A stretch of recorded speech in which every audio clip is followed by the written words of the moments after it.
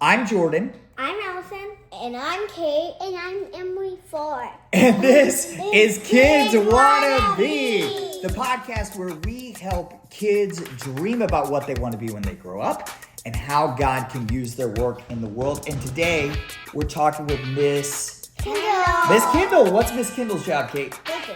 That's right. We went up to Raleigh, North Carolina to hang out in Miss Kendall's kitchen. Her dog baked with us, right? Which is kind of sad. I don't He think we licked up the powder. You did look up the powder. Let it go. And now we are going to go to our conversation with our friend, Let it go! Let it Miss Kendall. Hi, Miss Kendall. Hi. What's your favorite thing about baking? I love the look on people's faces when they eat your goodies for the first time. Yum. Your eyes get really big and you get super excited. That's the best. I like eating the things that I make, but I like it even better when I see other people get really excited to eat the things that I make. What did you want to be when you were little? Oh man, I wanted to be all kinds of things, but most of all, I wanted to be a ballerina. I wanted to be a professional ballerina. But then I was not too much longer, I decided I wanted to become a baker. And one question is, what do you want to be when you grow up? She already knows how to work the camera. What does God use your work to do?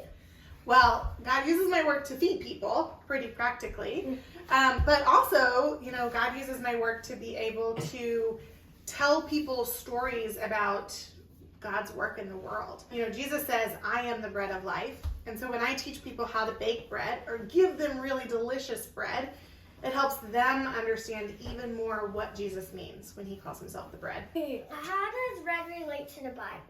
Ooh, well, bread is everywhere in the Bible. God uses bread all throughout the Bible to tell stories about how God provides for us and to tell stories about how God is present with us and also to tell stories about God's promise to restore all of creation.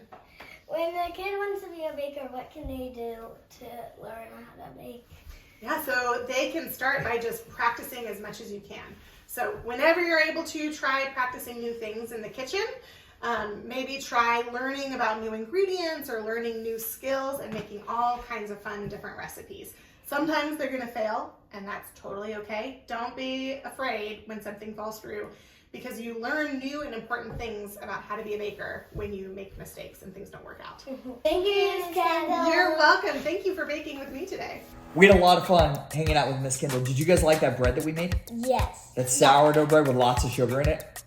It was really, really yummy, right? By the way, I think you can actually find that recipe in one of Miss Kendall's books. So if you, she's got a cookbook, so you guys should check that out. Well, hey, listen, anything else before we sign off, guys? Anything else you want to say? Yep. What? All video means grown-ups are crazy, kids are not. Oh my gosh.